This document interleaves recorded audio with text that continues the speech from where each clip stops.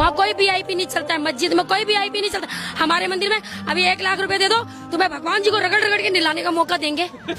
इस औरत ने बिल्कुल सही कहा। इस्लाम की ये खुसूसियत है, आपको अल्लाह से करीब होने के लिए, इबादत करने के लिए 1 पैसे की भी ज़रूरत नहीं है। आपके जेब में 1 रुपया भी ना हो तो आप अल्लाह से करीब हो सकते हैं, आप तमाम इबादत कर सकते हैं। पैसे का इसमें कोई रोल नहीं है।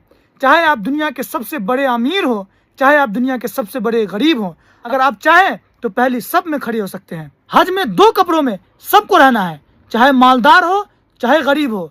इस्लाम के अंदर किसी को कोई प्रायोरिटी हासिल नहीं है। अल्लाह के नज़दीक सब बराबर है। दुनिया का कितना बड़ा गरीब हो, वो पहली सब में नमाज पढ़ सकता है। नमाज के दौरान उनके शाना बशाना खड़ा हो सकता है जो दुनिया का सबसे बड़ा अमीर हो। इसीलिए तो अल्लामा इकबाल ने कहा था, एक ही सब में खड़े हो गए महमूद व अयाज, न कोई बंदा रहा न कोई बंदा नवाज।